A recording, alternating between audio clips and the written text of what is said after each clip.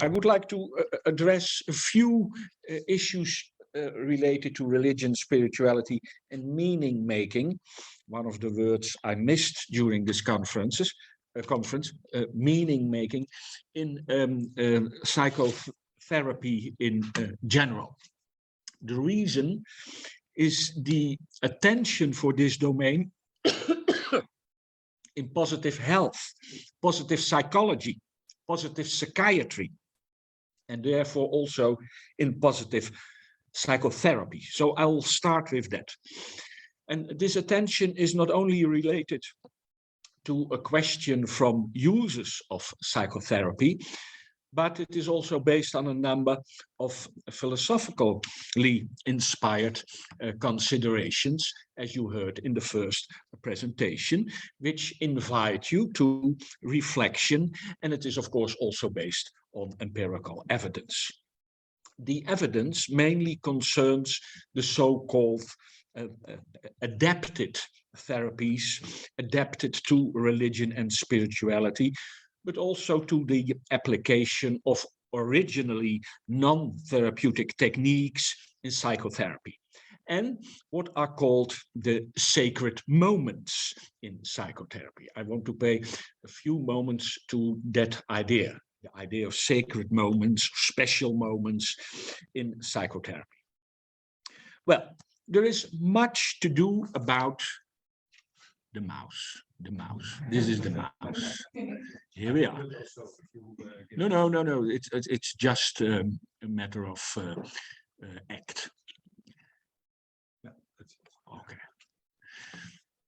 Okay. So there is much to do about religion, spirituality, and meaning in mental health care, and this is evident from an enormous, numerous developments, such as those that emerge most strikingly in what is called positive psychology and positive health. And there is now also positive psychiatry, and as I said, positive psychotherapy. Why the adjective positive? Is there something else then?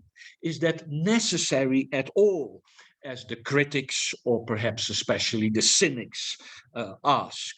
Well, the idea is as simple as strong. We no longer focus our attention primarily on complaints, but on strengths, not on the negative phenomena, so to speak, but on the positive, not on what is not there anymore, but on what is still there.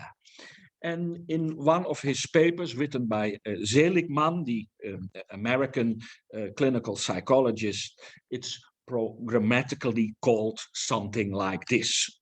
Positive psychotherapy is based on the premise that while one can treat depression by alleviating symptoms, it can also be done by working directly and primarily on positive emotions, positive character traits, and meaning.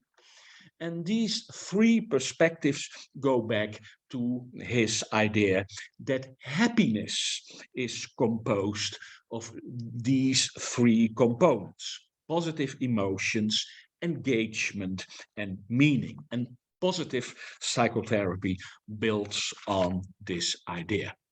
And the remarkable thing is that apparently religion, spirituality, and meaning also count in that movement from complaint to strength, or are at least mentioned again. And this is certainly a turnaround, because for a long time religion, spirituality, and meaning were not regarded as part of the positive, but rather part of the negative domain, at least according to a traditional, certainly in the Netherlands, critical attitude of mental health care towards religion. Well, to address the question of the relationship of the three in relation to each other, the following. Well, religion and spirituality are not the same, but of course they do have a certain overlap. And both are encompassed by the broader field of meaning. And running through is a field of existential questions. What is there? What is true? What is good? What shall we do? Where do we come from? Where are we going? And the overlap between the field of existential questions and the first three fields is large, but not complete. And then think of positive psychology. There is a large, but not complete overlap with well-being. Think of aspects of connection, self-compassion. These have their place in the religious spiritual field, but also in the field of well-being and happiness. So the picture thus sketched is clarifying, but there is as yet no consensus on the demarcation and degree of overlap between these fields. So let's give it an existential background right away. Let me ask you concerning your professional attitude as a therapist. I assume you are all therapists. Is it true that a human being can only exist in a proper and authentic way if that same human being comes to terms with his mortality? Does life revolve around the end? And is the fact of that end the task we have to face?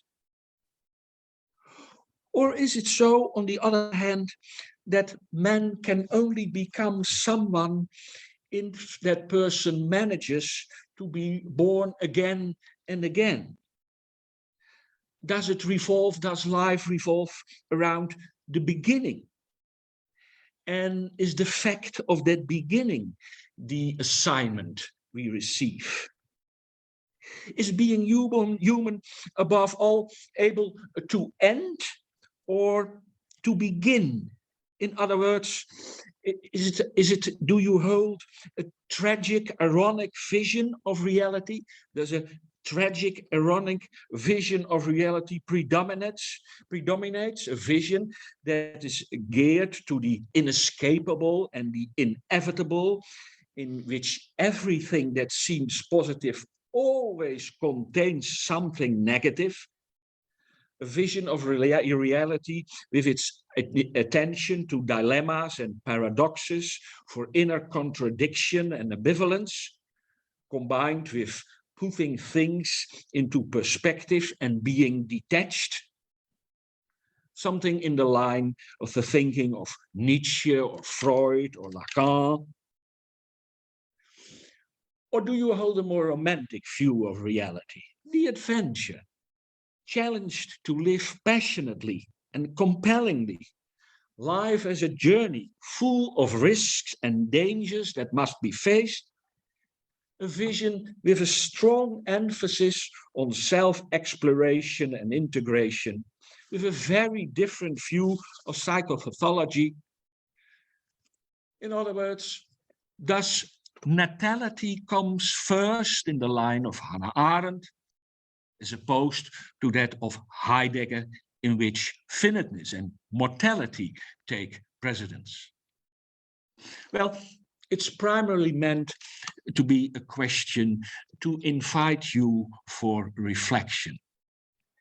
Because the position we hold, the position we take, determines what kind of diagnostician and what kind of therapist we are.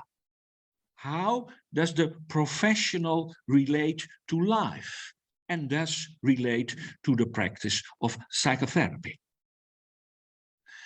So, by way of disclosure, let me clarify my position with a text of one of our famous comedians, Paul van Vliet. It's about a song with the title, "I've Started Over So Many Times." And he sings, "From today, I'm going to do everything differently, but in today is part of the past. and together you take that with you to tomorrow. And then it comes. It's not new.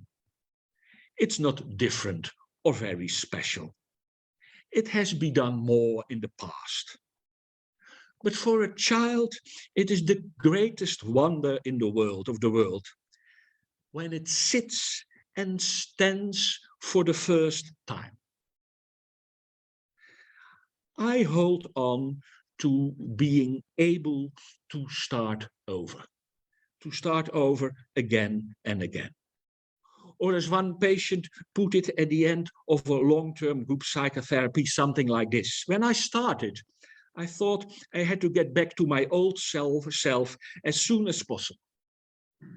And now that I'm closing, I have discovered that by far the best, I should never be the same again.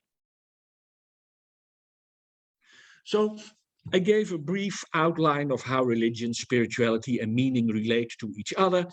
And in addition, as it is to be expected, there are, of course, lists with definitions of religion, spirituality, and meaning, but there is no consensus about one of these definitions. And according to many, that's not a good idea.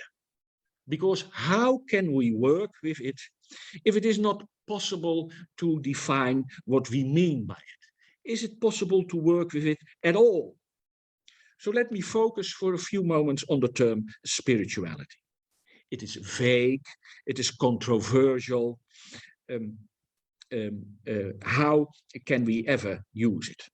If we don't know exactly what something is, on the other hand, that doesn't automatically mean that it isn't there. What does spirituality actually do? Is the experience indicated by the word spirituality of practical significance, such as in healthcare and in psychotherapy?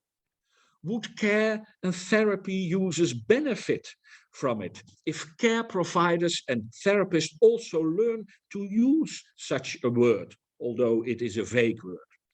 And what is meant by it? Could that even benefit care and treatment? Well, two British theologians, Swinton and Patterson, formulated these questions, and I find their answers very enlightening.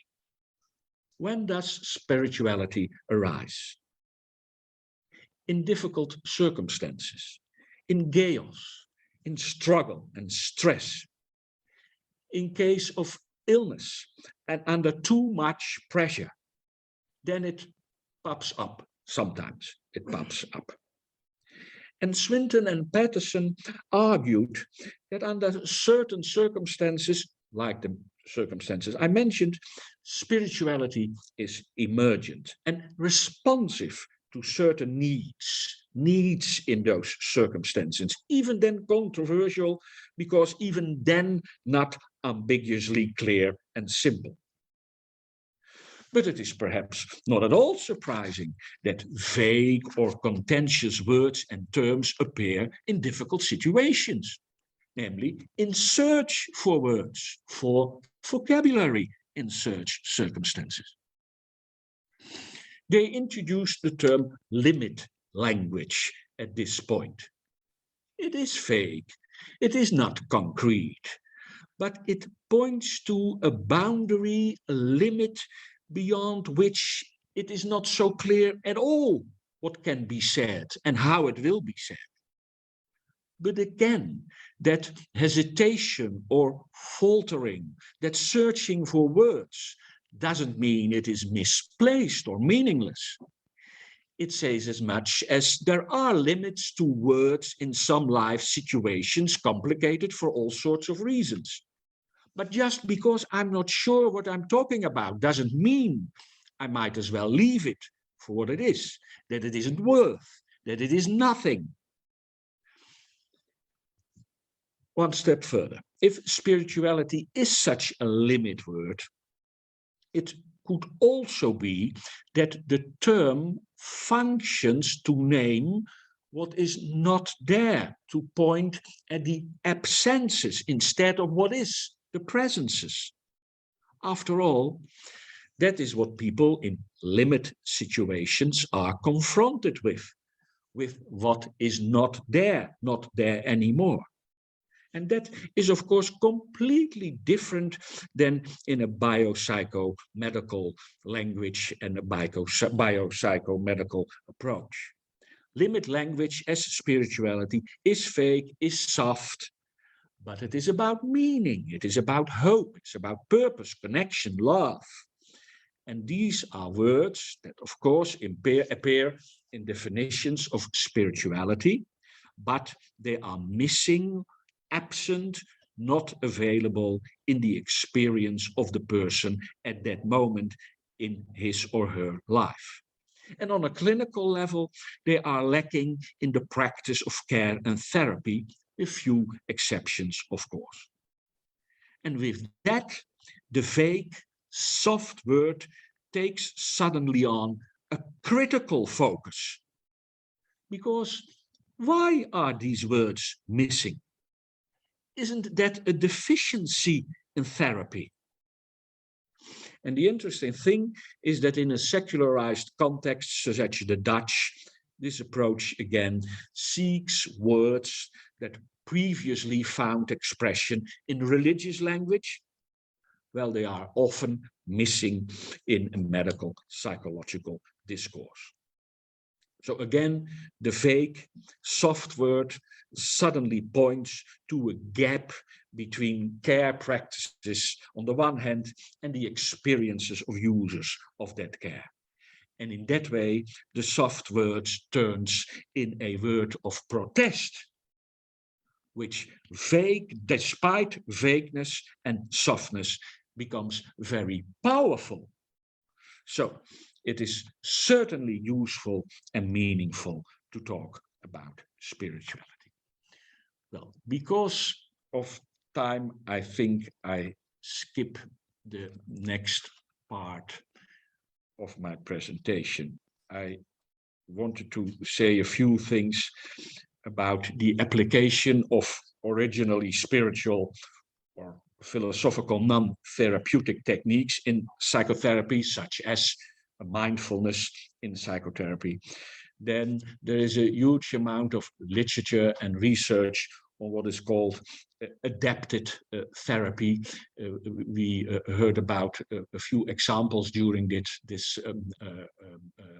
conference. So I'll go over to the third thing I wanted to say, and that's about the sacred moments. How many minutes?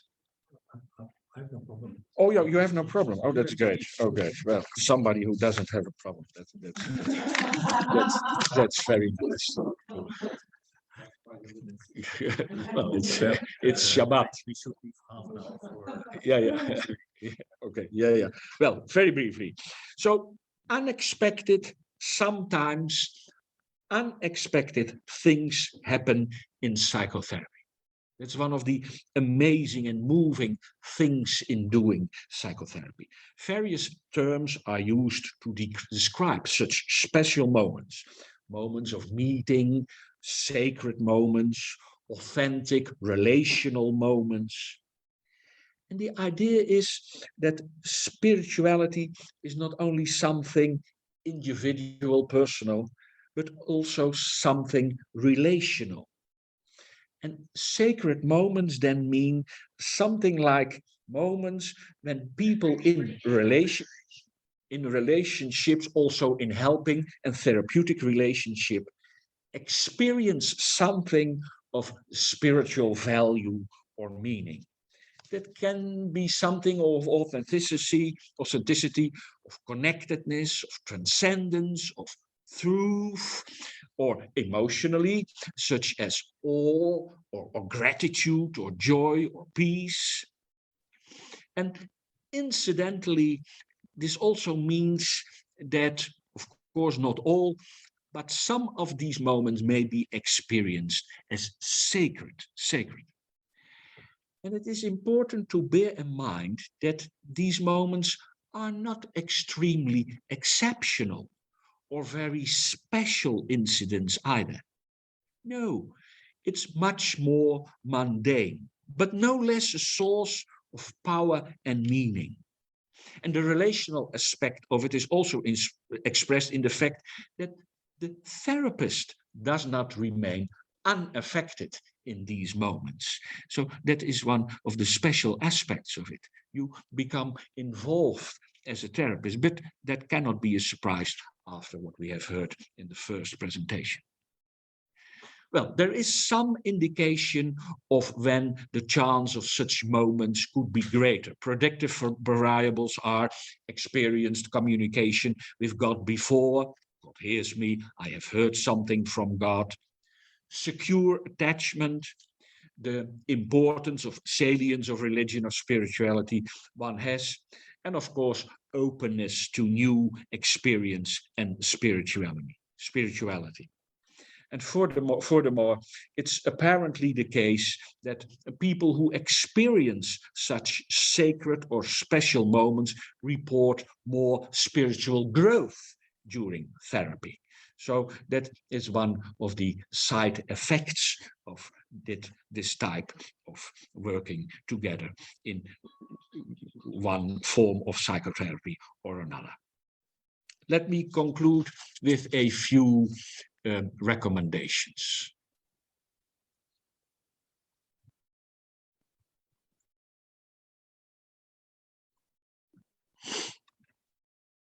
I myself was intensively involved in the development and adoption of a World Psychiatric Association position statement on religion and spirituality in psychiatry.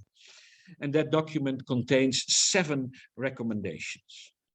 And also in psychotherapy, recommendations are formulated with regard to religion and spirituality in psychotherapy. So I compare these recommendations side by side. The first recommendation, formulated by Hook in colleagues in one of the textbooks of psychotherapy, it's the important book by Norcross and Wempel. You may have heard of it. It's about psychotherapy relationships that work. It's a very important textbook, and it's include an important chapter on spirituality and religion, and there you can find these recommendations. So the first recommendation is to include religion and spirituality as potentially valuable to a client in psychiatric and psychotherapeutic assessment. And of course, that can be done during the examination or the assessment for psychotherapy as part of the developmental history. It could be about values in relation to therapy, about commitment and adherence to therapy, and also in relation to other aspects of diversity. Well, and it should become clear where that value lies and what obstacles may arise from this. When indicated, second recommendation, it appears to be helpful to include religion and spirituality in the treatment plan and in the treatment.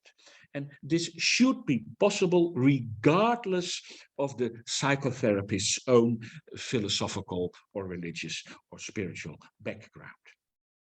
Integrated or adaptive therapy could be considered if it can benefit the client's religiosity or spirituality.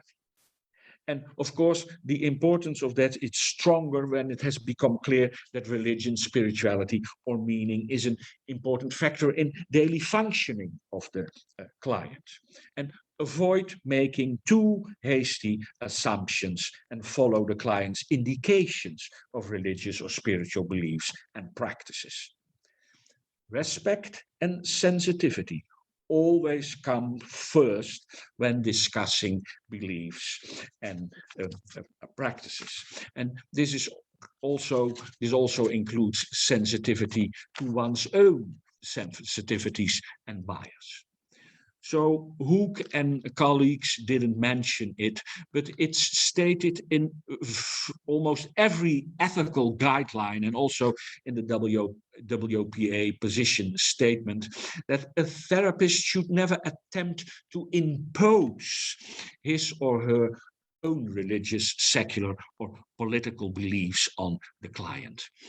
So the recommendations are fully consistent with the clinical practice recommendations of the WPA position statement. And at the last recommendation states that a willingness can be expected to contribute to health advocacy on the basis of one's own perspective, and expertise where religion and spirituality are concerned. And then we are back where we started, promoting health and strength. Thank you for your attention.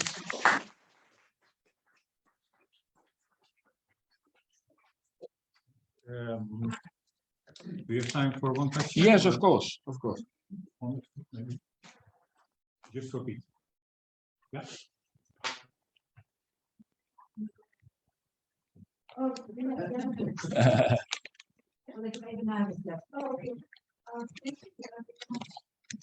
Thank you. I was interested in the options you have for us. Yeah. You consider starting or beginning our life as for life. Yeah. And you said it would make a difference in the way you do your therapy, which position you take. Yeah. I'm not a therapist, so I wonder if you could flesh that out a bit. Like, what kind of difference would that make? Well, that is, of course, something therapists should try to discover about themselves. That's what also Gerrit pointed at. One of the essential components of the model is to be aware of your own personal views and convictions, because even if you don't talk about it, it's in the way you look like. For instance, you present yourself, even in the way things are arranged in your working place or whatever. So I can't answer it in a very direct way, but it is an invitation, and it is necessary in clinical practice that therapists talk about these things in what we call intervision or supervision, and that kind of means we have to be aware. What's your discipline then? Sorry? Cultural anthropology. Okay. So I assume, because the model is not restricted to mental health professionals, it's also applicable to, for instance, cultural anthropologists. So I guess that there is a same question to ask. From what perspective do you conduct your research and so on? Is it from a tragic, ironic, or is it from a romantic, comic point of view? Can you imagine? I have to think about it. Okay. Well, that's just what I wanted to achieve. Thank you. So that's a wonderful introduction to my question, and it's if they collide. So not only if you are saying the romantic and your patient is tragic, Yeah. But also in when you welcome the emergence of spirituality, encounter of what if that those don't work, that and the opposite. Yeah. Conflict. Yeah. But there is a lot of. I'm not sure whether I understand your question properly, but what if there are conflicting? Sorry. What if there are conflicting basic backgrounds? Well, that it's not necessarily so that conflicting backgrounds cause difficulties in the interaction. There is research that suggests that it's better that there is a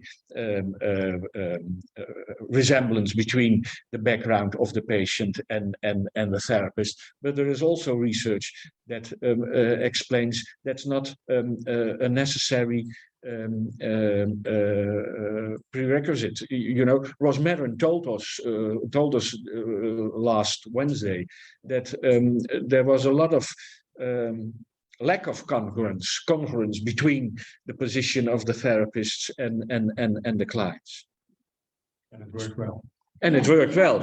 So it depends on the Yeah, but if I push the envelope and there is you, and I think both of you are promoting bringing in your authentic self into the relationship, not leaving them as a neutral vacuum at the doorstep. Yeah. But if you make that step to authentic self, you will be have your button pushed because there can be a patient. yes, that is of course. totally- That is the opposite of. Yeah, yeah, yeah. So what then?